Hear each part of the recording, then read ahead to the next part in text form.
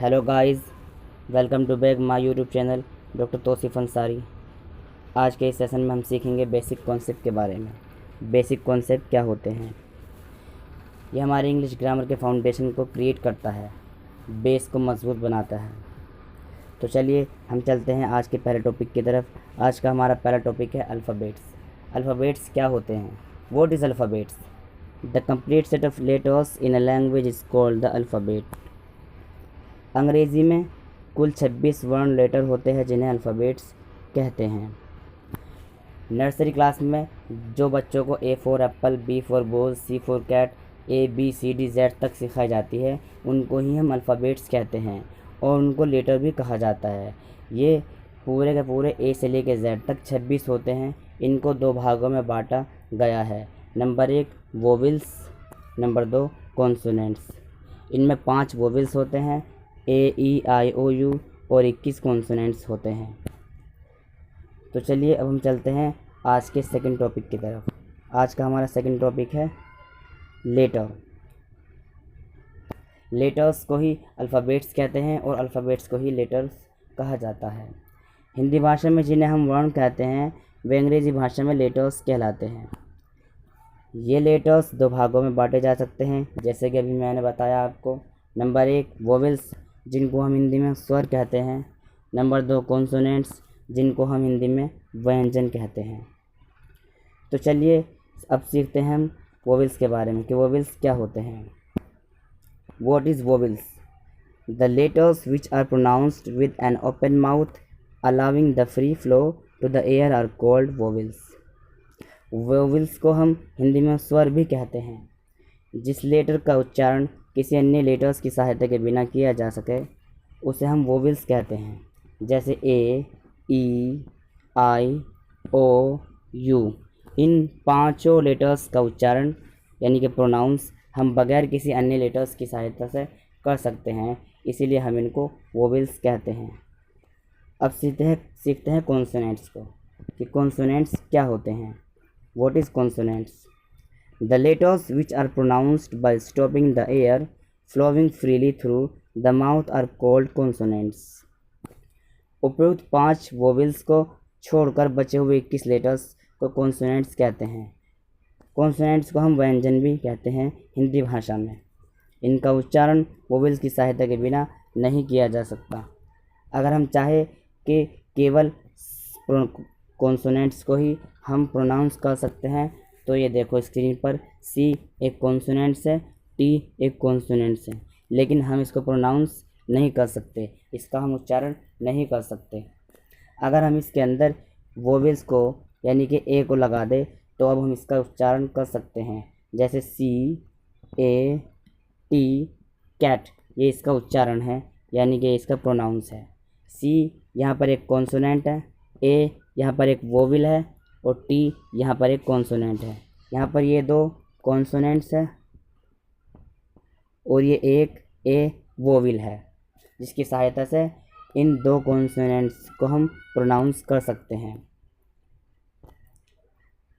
W और Y semi vowels है, क्यों? देखते हैं डब्ल्यू और वाई को हिंदी में प्रोनाउंस करके। डब्ल्यू को जब हम हिंदी में प्रोनाउंस करते हैं, इनका उच्चारण हिंदी में करते हैं, तो डब्ल्यू का उच्चारण व से होता है और वाई का भी उच्चारण व से होता है। दोनों का उच्चारण यानी कि प्रोनाउंस बिल्कुल सेम है, इसीलिए हम इसको सेमी वोवेल्स कहते हैं। ये स्थिति अनुसार वोवेल्स और कॉन्सोनेंट्स दोनों ही तरह से प्रयोग किए जाते हैं। गाइस अब हम चलते हैं आज के थर्ड टॉपिक की तरफ। आज का हमारा थर्ड टॉपिक है वर्ड। जिस तरीके से हिंदी में 2 या 2 से अधिक वर्णों को मिलाकर एक शब्द बनता है, इसी तरीके से 2 या 2 से अधिक अल्फ़ाबेट्स को मिलाकर एक वर्ड बनता है। जी हाँ, वर्ड को ही हिंदी में शब्द कहते हैं। What is word? Any meaningful combination of letters signifying an object, an action और a modifying or qualifying expression is called a word. Letter को आपस में मिलाकर लिखने से जब उस अक्षर समूह का कोई अर्थ बनता है तो उसे शब्द कहते हैं। अगर उस समूह का कोई अर्थ नहीं बनता तो अब हम उसको वर्ड या शब्द नहीं कहते।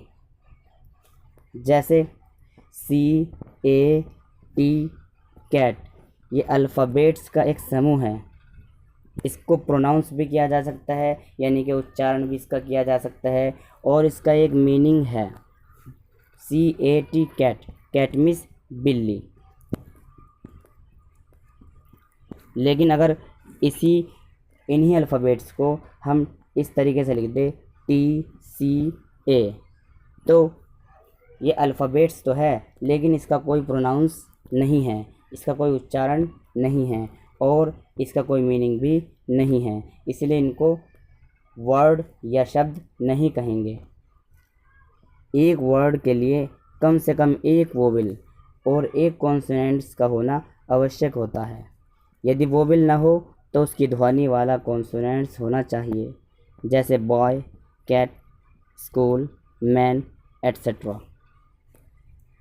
एक्सेप्शंस, AIO जैसे वर्ड्स में एक ही लेटर है जो इस नियम के एक्सेप्शंस है। चलते हैं आज के 4th टॉपिक की तरफ को। आज का हमारा 4th टॉपिक है vocabulary. What is vocabulary? The stock of words in a language is known as the vocabulary. शब्दों के भंडारण को, जिससे हमें उसका मीनिंग और मतलब ज्ञात हो, उसको ही हम वोकेबलरी कहते हैं। किसी भाषा के शब्दों के भंडार को वोकेबलरी कहा जाता है। चलिए अब हम चलते हैं आज के 5th कॉन्सेप्ट की तरफ को। आज का हमारा 5th टॉपिक है सिलेबल्स। किसी वर्ड का उच्चारण करने में उस वर्ड का जितना भाग एक बार में बोला जाता है उसे सिलेबल कहते हैं। एक वर्ड में एक या अधिक सिलेबल हो सकते हैं। जैसे अब हम यहाँ पर समझते हैं। नंबर 1, एक सिलेबल यू गो। यहाँ पर यू एक वर्ड है और इसका प्रोनाउंस जो हो रहा है वो एक ही बार में हो रहा है, यानी कि इसका एक ही सिलेबल है। सेकंड देखते हैं हम 2 सिलेबल, फादर, वाटर। यहाँ पर फादर जो है वो वर्ड तो एक ही है, लेकिन इसका जो प्रोनाउंस है वो 2 भागों में बटा हुआ है, फादर, इसलिए इसके 2 सिलेबल्स हैं।